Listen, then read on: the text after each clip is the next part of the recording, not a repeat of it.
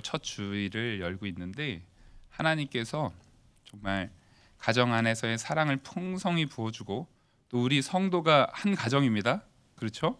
그러니까 우리 안에서도 사랑이 넘치고 무엇보다 우리 아버지 되시는 하나님과의 사랑이 참으로 회복되는 안에서 참된 기쁨 누리기를 간절히 소망합니다. 그래서 우리 이거 한번 같이 한번 큰 목소리로 좀 각오한다는 마음으로 우리 한 달 현수막 같이 좀 크게 읽겠습니다. 시작. 너는 마음을 다하고 뜻을 다하고 힘을 다하여 내 하나님 여호와를 사랑하라. 아멘. 이 사랑 분명하게 하는 사람은 가정의 달에 우리 어머니 아버지가 왜 이렇게 사랑하시지 하는 거를 자녀들 입으로 들을 줄 믿습니다. 그리고 우리가 서로 하나님 사랑 붙들면서 참 사랑하는 5월 그 가정의 달이 되기를 간절히 소망합니다. 자, 오늘 말씀은 화평과 덕을 세우는 일에 힘쓰라. 화평과 덕을 세우는 일에 힘쓰라라는 말씀으로 하나님 말씀 증거하도록 하겠습니다. 이 제목이 교회가 해야 되는 일이라고 오늘 본문은 말하고 있습니다. 그래서 13절에 이 시작을 할 때 서로 비판하지 말라 이렇게 얘기하는 것이 사실 앞에서 사랑의 율법, 사랑이 모든 율법의 완성인 것을 13장에서 계속 사랑을 이야기하면서 그 사랑의 근거에서 형제를 비판하지 말아야 되는 것, 그 다음에 형제 가운데 그 비판하지 말아야 되는 부분에서 서로 거리끼지 말아야 되는 것을 이야기하는데 사실 이게 명령형이 아니에요. 너 비판하지 마, 그러지 마. 이것 또한 비판이잖아요. 너 그렇게 하지 마 이런 개념이 아니라 비판하지 않기 위해서는 어떻게 할 수 있는지를 지금 보여주는 겁니다. 오히려 그 안에 사랑이 풍성하게 그 상대방을 향한 사랑이 풍성하게 가면 비판하지 않을 수 있는 방법을 비판하지 않을 수 있는 가치를 뒤에서 제시해 주는 형태로 가고 있어요. 그래서 성경이 참 귀한 것이 뭐냐면 분명히 하지 말아야 될 것은 선언하되 그 선언적인 부분이 폭력적으로 하지 않고 오히려 왜 이렇게 되는지 그 원리를 내 안에서 찾는 것이 아니라 하나님의 말씀과 은혜 안에서 찾을 수 있는 것을 우리한테 조심스럽게 제시하고 그렇기 때문에 그게 더 분명하고 단단하게 우리한테 적용될 수 있는 겁니다. 그래서 13절을 보시면 그런즉 우리가 다시는 서로 비판하지 말고 도리어 부딪힐 것이나 거칠 것을 형제 앞에 두지 아니하도록 주의하라. 이 말씀 자체가 사실상 우리가 이 땅에 살면서 살아가는 동안 지키기 참 어려운 말씀이에요. 그렇죠? 왜냐하면 우리 마음속으로라도 여기서 이제 이렇게 명령이 됐을 때는 마음속으로라도 그러지 말아야 되는 부분이 있거든요. 근데 우리가 서로 비판하지 말도록 부딪힐 것이나 거칠 것. 그러니까 어떤 것을 사람들한테 비판할 수 있는 빌미가 될 수 있는 부분들 그런 것들을 혹 그 앞에 두어서 이 사람들이 그 믿음의 하나님의 신자로서 하나님의 성도로서 옳게 행해야 되는 그 신앙의 일에서 이탈될 수 있는 여지를 주지 말라는 거예요. 그러니까 다른 사람으로 하여금 신앙에서 이탈하게끔 만드는 그런 마음의 여지를 주지 말아야 되는 것을 얘기합니다. 그래서 그것을 또 주의하라라고 말합니다. 주의한다라는 것은 우리가 매번 그것을 돌이켜 봐야 되는 거예요. 칼을 쓸 때는 항상 주의해야 합니다. 마찬가지로 그건 굉장히 유용한 거거든요. 굉장히 유용한 거고 우리가 신앙에 대한 생활에 있어서 지혜가 많으면 많을수록 굉장히 유용하고 좋은 것이지만 그만큼 또 주의가 필요합니다.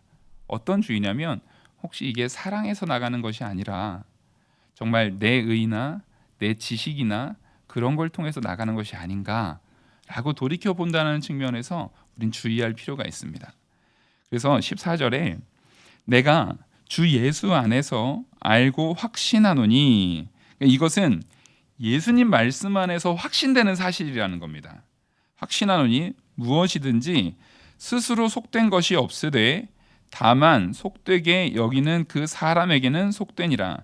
그러니까 예수님 안에서 확신한다라는 것은 예수님께서 이렇게 분명하게 얘기했다라는 거예요. 예수님의 말씀 안에서 내가 확신하는데 어떤 것도 무엇이든지 스스로 속된 것이 없어요. 하나님의 창조물로서 하나님께서 창조하신 것은 다 깨끗하고 선한 거예요. 근데 그것을 다만 그것을 속되게 여기는 사람. 그러니까 실제로 하나님께서 창조한 피조 세계가 더러운 것이 아니라 그것을 바라보는 사람의 마음가짐, 사람의 양심, 우리 안에 작용하는 그 양심에 의해서 우리에게 거치는 것은 더럽게 우리가 적용될 수 있다라는 거예요. 그래서 더러운 것은 밖에서 들어오는 것이 아니라 우리 안에서 더러워지는 거예요. 그래서 이 말씀을 우리가 마가복음에서 예수님께서 하신 말씀을 보시면 마가복음에 예수님께서 이제 마가복음 7장입니다. 마가복음 7장이 예수님께서 이제 장로의 유전에 대한 부분을 가지고 이스라엘 백성들을 막 이렇게 정죄하고 판단하고 이렇게 하는 그런 내용 속에서 19절에 뭐라고 말씀하시냐면 18절부터 보시겠습니다. 마가복음 7장 18절부터 19절 말씀. 예수께서 이르시되 너희도 이렇게 깨달음이 없느냐? 무엇이든지 밖에서 들어오는 것이 능히 사람을 더럽게 하지 못함을 알지 못하느냐? 이는 마음으로 들어가지 아니하고 배로 들어가 뒤로 나감이라. 이러므로 모든 음식물은 깨끗하다 하시니라. 그러니까 우리를 더럽게 하는 것은 그 음식물 밖에서 내 입으로 들어오는 것은 소화돼서 배설물로 나가게 돼 있는 거예요. 그게 우리를 더럽게 하지 않습니다. 예수님께서 오늘 본문에서 말하는 것처럼 이게 예수님의 말씀이거든요. 그러니까 지금 로마서에서 사도 바울이 말하는 것은 예수님의 이 가르침의 근거에서 말하고 있는 거예요. 그래서 우리를 정말 더럽게 하는 것은 우리 안에 있는 겁니다.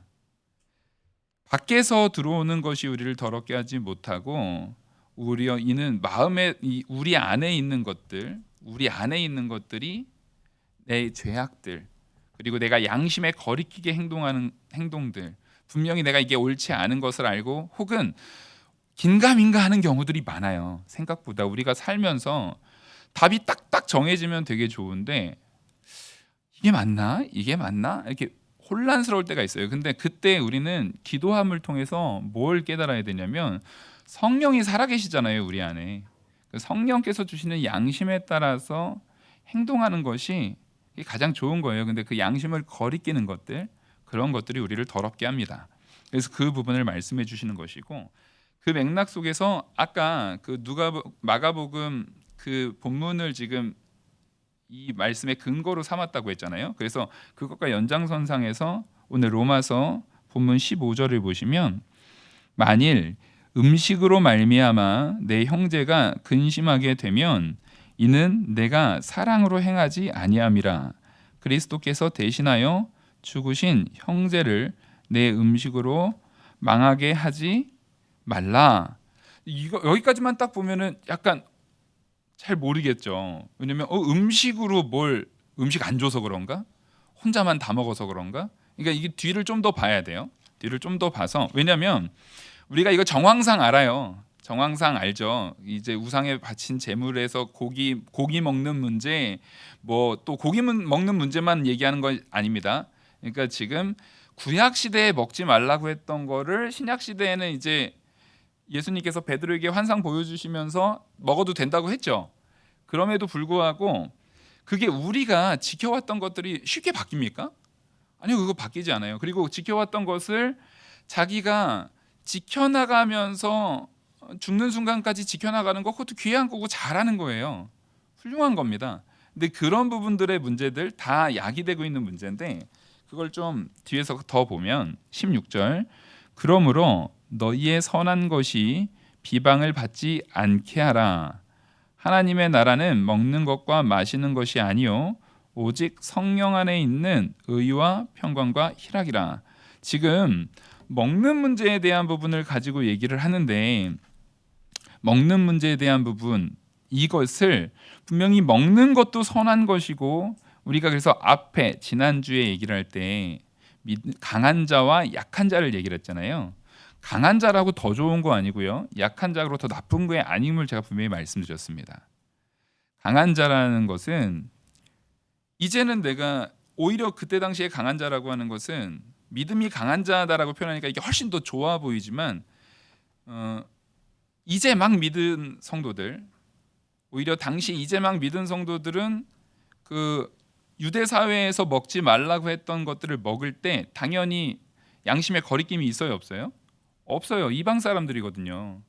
이방 사람들이기 때문에 그 사람들은 그걸 먹는데 양심에 전혀 거리낌이 없었습니다. 그리고 우리가 신앙생활 할 때 처음 믿을 때가 뜨겁잖아요. 그러니까 굉장히 굳건한 그런 신앙관 가운데 먹어도 나는 상관없어라는 믿음을 가진 거예요. 예, 옳은 얘기지만 근데 원래부터 유대교 전통 가운데 있었던 사람들이 있어요. 이 사람들을 표현하기로는 여러 가지 고민이 되는 부분 때문에 약한 자들이라고 표현을 했거든요. 근데 사실상 둘 중에 신앙생활 가운데는 누가 더 나았을까요? 약한 자라고 표현하는 사람들이 훨씬 나았습니다. 말씀의 깨달음에 대한 부분도요. 말씀이 이제 막 믿음이 좋아가지고 뜨겁고 찬양 열심히 한다고 그 사람이 믿음이 좋다라고 보는 것은 전혀 기독교적인 시각이 아니에요. 내가 그냥 우리가 흔히 모태신앙으로 잘 못해서 모태신앙이라고 말하잖아요.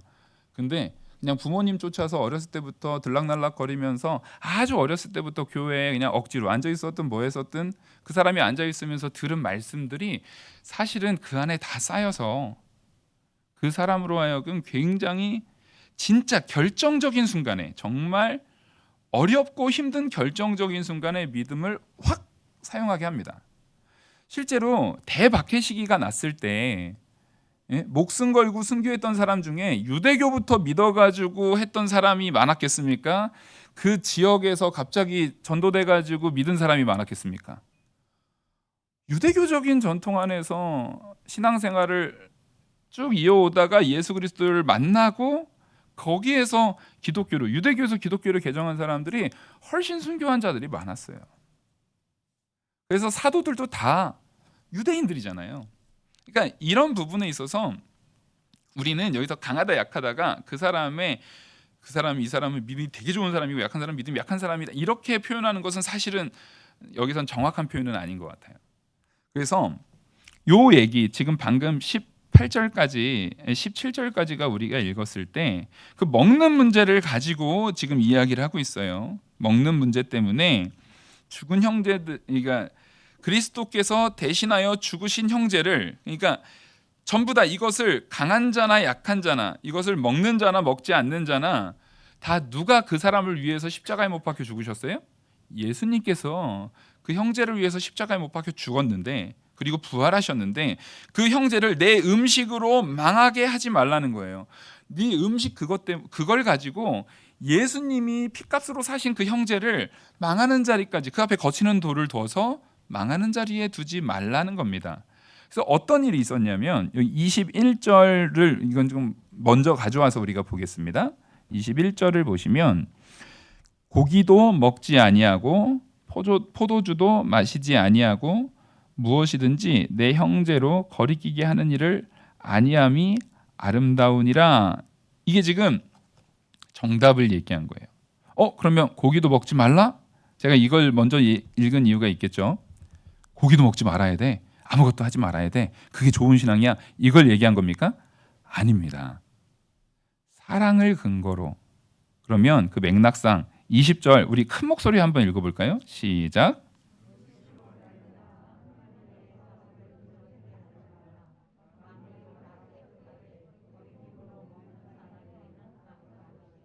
자, 분명히 앞에 우리가 마가복음에서 읽었던 것처럼 만물은 다 깨끗해요. 다시 한번 선언하고 있습니다. 왜요? 하나님의 창조 가운데 만들어진 하나님의 선물이기 때문에 그렇습니다. 근데 다 깨끗하지만 문제는 과거부터 신앙 가운데 저걸 먹는 게 옳지 않다라고 배웠던 사람들의 마음가짐 속에는 그게 편안할까요? 불편할까요? 불편할 수밖에 없어요. 그리고 여기에서 고기가 유통되는 부분에 있어서 말씀드렸듯이 우상에 바쳐진 고기들이 유통됐단 말이에요. 그 양이 상당 부분을 차지했기 때문에 물론 우상에게 바치지 않고 개인적으로 도축을 해다가 판 사람도 일부 있었어요. 일부 있었지만 그것은 굉장히 적었고 그런 일을 할 수 있는 권한을 가진 사람은 그렇게 많지 않았습니다. 그러니까 이 시장 안에서 보다 싼 가격으로 보다 풍요롭게 고기를 수급할 수 있는 것은 그 지역에서 우상에게 바쳐졌던 고기여야 되는 거예요. 근데 사람들이 그걸 사다가 판매할 때, 그것을 사다가 도축해서 판매할 때는 이 사람들이 팔 때는 당연히 우상에 바쳐졌던 고기를 파는 게 더 이윤이 많이 남을 거 아니에요. 더 싸게 들여올 수 있었거든요. 근데 그거를 얘기하고 팔까요? 안 하고 팔까요? 안 하고 팔죠. 그래야 이익이 많이 남잖아요. 그러니까 사실은 대부분은 거의 상당 부분이 우상에게 바쳐졌던 고기였을 가능성이 훨씬 높은 거예요. 그러니까 사실상 거의 분명하다라고 말할 정도로 우상에게 바쳐진 고기들이 분명하다라고 말할 정도로 그런 상황이었어요. 근데 그것을 이제 믿음이 약한 자든 강한 자든 묻지 않고 먹으면 돼요. 누가 이렇게 대접했을 때 이거 우상에게 바친 거예요? 아니에요? 이렇게 묻지 않고 먹으면 되는데 사람이 기본적으로 유추가 가능합니까 안 합니까? 지금 서울 같은 이런 막 1,000만이 넘는 도시가 아니잖아요. 그러니까 이 고기가 일반적으로 이게 우상에게 바쳐진 고기라는 것을 보통 알까요, 모를까요? 그러니까 알 수 있는 가능성이 높고 또 이것이 그런 고기일 가능성을 염두하고 있을 때 당연히 옛날부터 하나님께서 금하신 것이라든가 하다못해 돼지고기 같은 거라든가 그런 것들 있잖아요. 하나님께서 금하셨던 것들, 장어 이런 것도 안 돼요. 그런 것들이 판매될 때 이제 같은 신앙의 공동체 안에 있는데 다른 사람들은 그걸 막 거리낌 없이 먹어요. 그러면 나는 저게 옳지 않다라고 인식했고 그리고 저게 우상에 바쳐진 것 같은 느낌이 있으면 그 마음의 양심의 가책이 돼요, 안 돼요? 양심의 꺼리낌이 생겨요, 안 생겨요? 생겨요. 그 양심의 거리낌이 생겨서 안 먹는 사람은 믿음이 좋은 거예요, 여러분. 굉장히 훌륭한 믿음인 겁니다. 그게 믿음이 약한 게 아니라 되게 굉장한 믿음인 거예요. 저도 그래서 제가 뭐 선짓국 이런 거 안 먹어요. 제가 옳지 않다라고 배웠거든요. 안 좋아해서 안 먹는 거나 그런 건 아닙니다. 좀 뭐 많이 가리진 않아서 그리고 잘 안 먹어요. 왜냐하면 저는 그게 어쨌든 제 양심에는 안 먹는 게 옳다라고 배웠어요. 근데 제가 그렇다고 누가 선짓국 먹는 사람을 정죄하지는 않아요. 어떻게 선짓국 같은 걸 먹냐고 이렇게 정죄하지는 않아요. 제가 정죄하지는 않지만 그게 내 양심에 제가 어려서부터 배웠던 제 양심에 조금이라도 거리낌이 되기 때문에 그걸 먹지 않는 게 오늘 본문의 근거에서 먹지 않는 게 옳다라고 저는 믿습니다. 지금 이들도 그런 믿음을 가지고 그렇게 한 거예요. 근데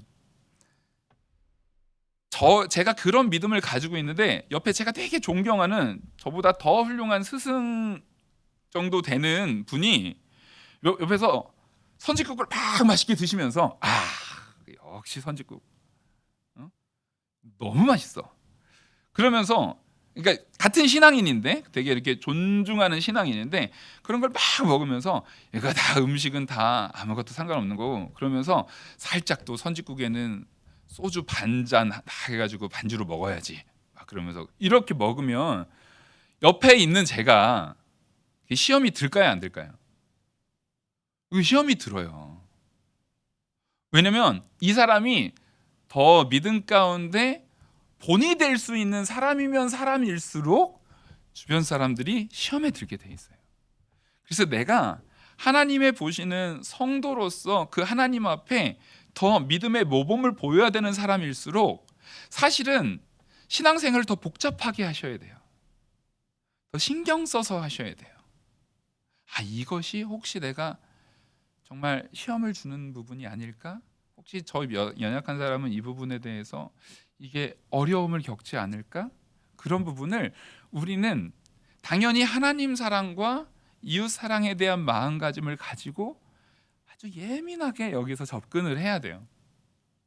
지금 이 말씀은 그걸 말하고 있는 겁니다. 그걸 말하고 있는 것이고, 그래서 분명히 그 사람들이 이제 먹는 것 자체가 너희를 더럽히지 못한다라는 것을 예수님께서 분명히 선언하셨고, 베드로의 환상을 통해서 하나님께서 보이셨음에도 불구하고 16절에 그래서 이렇게 말하는 거예요. 그러므로 너희의 선한 것이 그것 자체가 악한 것이 아니라고 지금 선언하셨잖아요. 비방을 받지 않게 하라. 너는 선한 행동이라고 했지만 그것을 통해서 시험 듣는 자들을 통해서 비방 듣는 일로 만들 수 있다라는 거예요.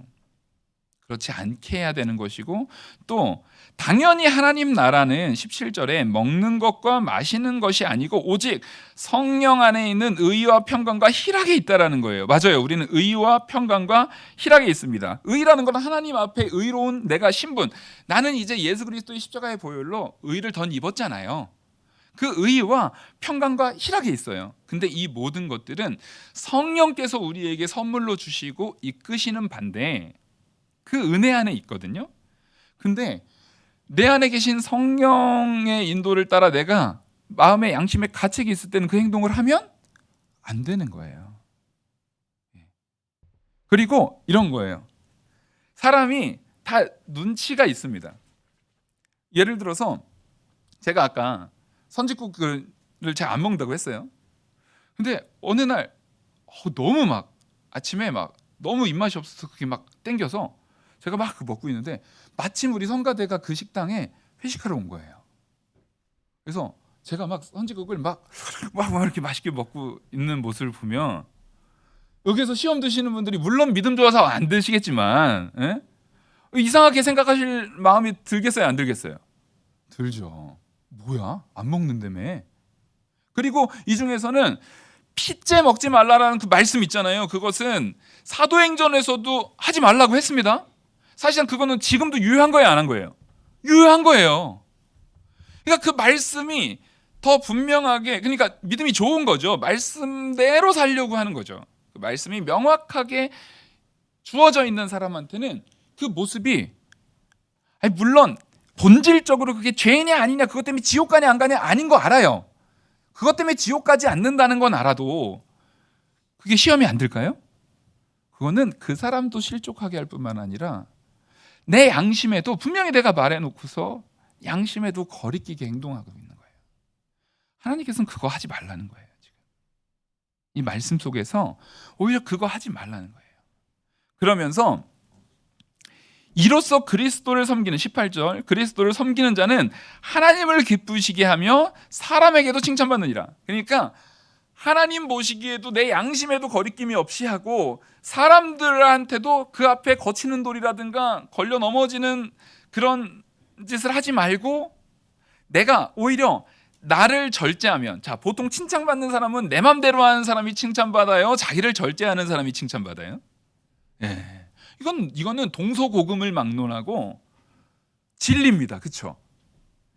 내가 자기를 좀 절제하고 자기를 좀 이렇게 너무 드러내지 않기 위해서 자기 욕심이 어쨌든 거기에 투영이 되면 거기에서는 절제가 잘 안 되더라고요. 그런 부분들이 있어요. 분명히 상대방을 고려해서 상대방이 그 문제가 되지 않을 정도의 선안에서 내가 더 많이 고민하고 했어야 되는 부분을 하지 않을 때가 많아요. 근데 그때는 항상 뭐예요? 내가 좀 드러나고 싶어 하는 거야. 그러니까 내 교만이, 혹은 내가 이기고 싶어 하는 마음, 내가 드러나고 싶어 하는 마음이 확 드러날 때, 오늘 본문은 바로 그거를 말하는 겁니다. 진짜 아름다운 게 뭡니까? 내 형제를 거리끼게 하는 일을 아니하는 게 아름다운 거예요. 그래서 사도 바울은 나중에 뭐라고 말합니까? 내가 고기 먹는 것 때문에 혹 누구라도 만약에 실족하는 일이 있을 것 같으면 자기는 어떻게 하겠다고요? 평생 고기를 먹지 않겠다라고 말해요. 그게 바로 오늘 이 본문의 결론적인 말씀이에요.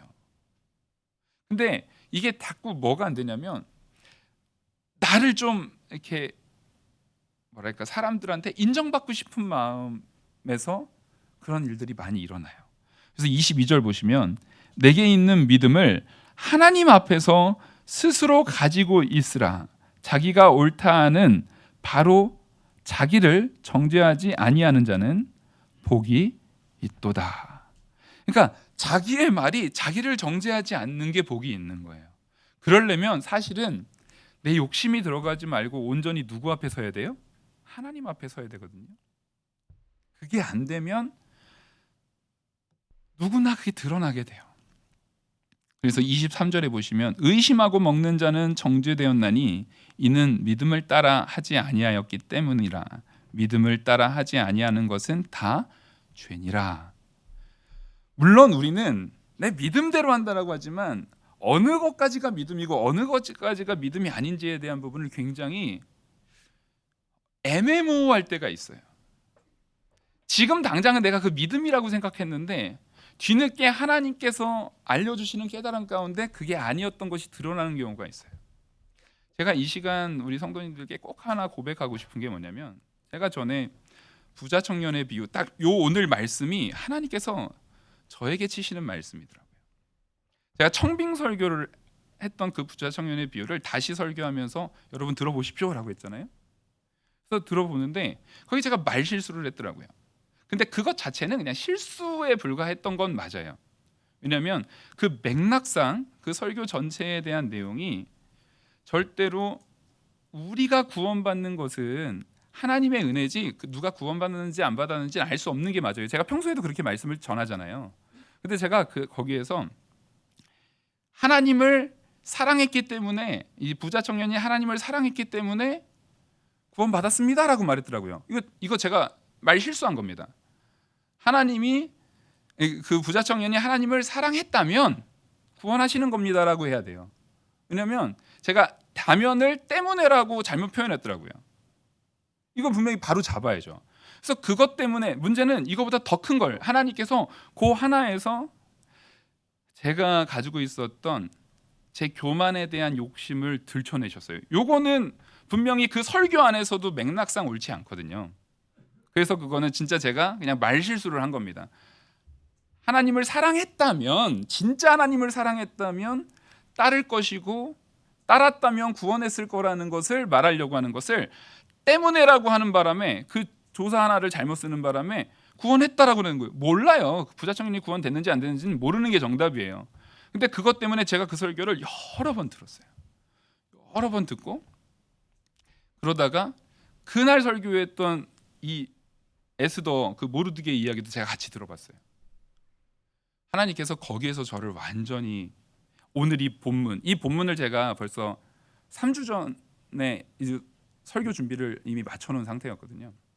근데 그거를 들춰내시는데, 제가 딱 오늘 본문에서 나를 높이려고 내가 인정받고 싶은 마음에 사람들한테 거치는 돌을 놓는 역할을 제가 했습니다. 제가 이게 마음이 너무 힘들었어요. 하나님 앞에. 어떤 거냐면, 제가 이게 경연이다 보니까 제 마음에 그런 게 있었다라는 것을 기도 가운데 하나님께서 깨닫게 하시더라고요. 이기고 싶었던 거예요. 근데 그 전에 하셨던 목사님의 설교는 딱 그 전통적인 그 설교 안에 딱 있었는데, 제가 오후의 설교 가운데에서 아주 새로운, 아주 신선한, 그러니까 저의 특징을 가장 잘 표현할 수 있는 신선한 방식의 설교를 제가 확 해서 나의 장점을 최대한으로 부각시키고 싶었던 마음이 저한테 훨씬 더 컸던 겁니다. 그래서 그런 욕심이 있으니까 이게 두 안에 해석하는 가운데에서도 같은 날 오전 설교하고 오후 설교에서 모순이 되게 만들어버린 거예요. 제 스스로. 그게 뭐였냐면, 제가 오전에 부자 청년 설교할 때 분명히 부자 청년의 순종함, 그 말씀대로 지켜나가는 것들, 부자 청년이 그 바리새인으로, 그 관원으로 착했던 것들이 이거 절대 얕볼 게 아니라 굉장히 귀한 거고, 그 안에서 하나님 말씀 순종하려고 애쓴 것들을 굉장히 귀하게 높이 평가해야 되는 것이다. 물론 거기에서 끝나는 것은 아니지만 그것에 대해서 우리가 절대 평가절하하면 안 되고, 그걸 통해서 하나님께서 약속의 복을 그 가정이 대대로 받은 것이다라는 것을 얘기하면서, 제가 이 요즘 시대의 기복신앙을 평가절하시키고 교회에서 기도하고 이런 부분들을 평가절하시키는 거 안 된다라고 제가 설교에서 제가 말을 했어요. 그날 설교에서. 근데 정작 오후에 모르드게가 절하지 않은 부분에 있어서는 저도 항상 어려서 배워오기를 그 믿음이 어쨌든 민족주의적인 의미에서 말씀을 지키고 하나님 말씀 앞에 서려고 애쓴 모습, 사실상 그 부자 청년도 민족주의적인 의미에서 율법을 지켜나간 거잖아요. 모르드게도 민족적인 의미에서 율법을 지켜나간 거예요. 사실은 둘은 같은 맥락에서 같은 잣대로 해석을 해야 맞아요. 근데 제가 경연에 대한 부분을 지금 돌이켜보니까 딱 맞아요. 막 17세기 책부터 해가지고 아주 새로운 사람들이 처음 들어봤을 만한 것이 무엇인가. 물론 개혁주의의 범주 안에 있는 말씀 안에서 찾으려고 찾았지만 그럼에도 불구하고 완전히 아무도 못 들어봤던, 우리 성도들이 정말 못 들어봤을 거에 대한 부분을 찾으려고 하는 그런 과정 가운데 모르드게는 잘못한 것이다 라고 말한 거예요. 그러면 같은 날 같은 설교 안에서 제가 오전에는 귀한 겁니다, 오후에는 잘못된 겁니다 라고 말했더라고요.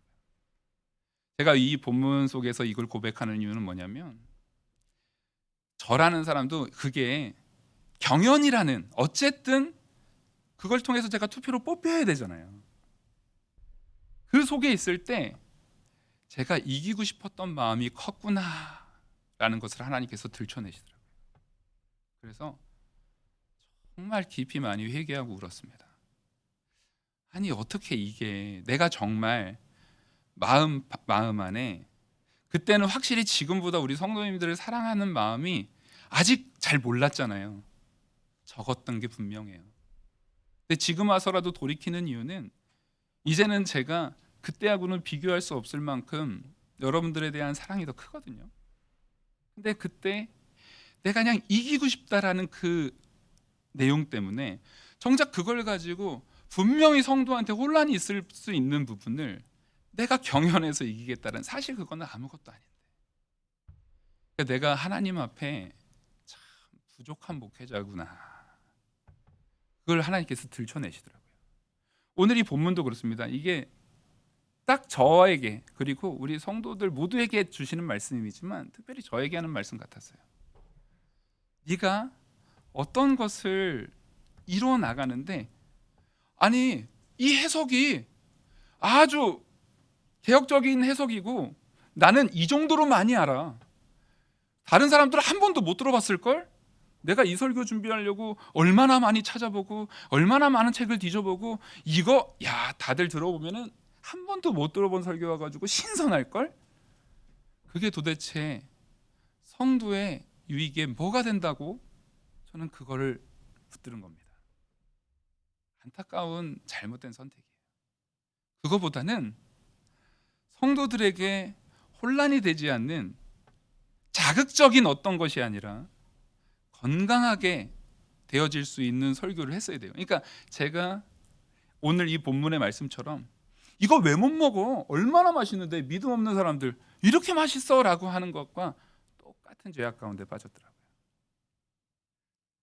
사실상 하나님 앞에 회개한다고 해도 우리가 진짜 회개라는 것은, 제가 이렇게 말씀드리고 여기에서 이렇게 얘기하는 것은, 진짜 회개는 하나님께만 나 회개했다고 끝나는 거 아닙니다. 하나님께 회개한 부분이 있다 할지라도 내가 바로 서지 못한 부분에 있어서는 반드시 이것을 고쳐 나가야 돼요. 그래서 제가 앞으로 이 약속 드릴 때는 그냥 신선한 거 이런 거 말고 그러니까 신선하다라는 게 여러분 이거 못 들어보셨죠?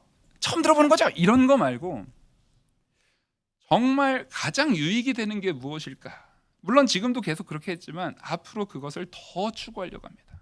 그게 바로 오늘 화평과 덕을 세우는 일에 힘쓰는 우리 교회가 돼야 되기 때문에요. 근데 정작 목회자가 제가 처음 시작을 그렇게 못했어요. 죄송합니다. 하나님께 죄송하고 우리 성도들에게 죄송해요. 근데 이 부족한 것을 하나님께서 그래도 일깨워 주셔서 이 말씀도 보게 하시고 그 안에서 깨닫게 하시고, 이제는 그런 거치는 돌이 아니라 그런 거 있는 거 다 치워주고 오히려 주변에 믿음이 연약해서 연약한 걸로도 그것을 이겨내지 못하는 부분이 있다면 누가 더 희생해서요? 제가 더 희생해서, 우리가 더 희생해서 해야 되는데 그렇지 못했던 부분들은 우리가 다 뽑아서 돌이키는 그런 우리 성도들이 됐으면 좋겠어요. 그리고 그런 제가 되도록 하겠습니다. 그래서 우리는 믿음을 따라 해야 되는 것 같아요. 마지막 본문에서 말했던 것처럼 믿음을 따라 하지 아니하는 것은 다 죄니라. 이 말씀이 우리의 모든 결정의 마음판에 새겨졌으면 좋겠습니다. 다시 기도해보고 다시 기도해보고 다시 기도해봐도 그때 제가 완전히 신선한 그런 설교로 모르드게에 대한 부분을 그렇게 말했던 거는 믿음을 따라 했던 것보단 분명히 제가 이기고 싶었던 마음이 컸다라는 것을 하나님께서 들춰내시는 걸 제가 변명의 여지가 없더라고요. 그래서 저도 우리 성도님들도 우리가 믿음을 따라 하는 거, 그렇지 않으면 그것은 남에게 거치는 돌이 돼요. 의도하지 않았다고 해도 그게 죄가 아닌 건 아닙니다. 그 앞에 걸려 넘어지게 만드는 것들이 되더라고요. 우리가 이 말씀 속에서 진짜 하나님 앞에 말씀과 믿음 앞에서 화평과 덕을 세우는 일에 힘쓰는 저와 우리 성도님 다 되기를 간절히 소망합니다. 기도하시겠습니다. 은혜와 사랑이 많으신 하나님 아버지, 하나님 은혜와 사랑 앞에서 우리가 바로 세워야 될 것이 무엇인지를 깊이 깨닫는 자들 되게 하여 주시옵소서. 교회에서 나는 아무렇지도 않기 때문에 그것을 통해서 시험 드는 자들이 어려움을 당하거나 말거나 함부로 행동하는 자들이 되지 않고 오히려 스스로 좀 더 사랑으로 나보다 남을 고려하고 배려하고 더 낮아져서 교회의 화평을, 평안을 이루어 나가고 그 이루음 속에서도 나는 자랑하지 않고 오히려 나는 예수 그리스도의 의옷을 덧입는 은혜 받은 자라고 겸손하여지는 우리들 되게 하여 주시옵소서. 하나님께서 이끄시지 않으면 우리 안에서 죄가 불현듯 올라옵니다. 화합하지 않는 모습들이 불현듯 올라오고 화목하지 않는 모습들과 또 마음의 불안함이 불현듯 올라옵니다. 하나님이 항상 우리를 붙들어 주셔서 이 모든 것들로부터 자유롭고 생각하는 것마다 그리스도를 담고 행하는 것마다 예수 그리스도의 모습대로 행하는 우리 성도들 다 되게 이끌어 주시옵소서. 이 모든 말씀 살아계시는 우리 주 예수 그리스도의 이름으로 기도 올리옵나이다. 아멘.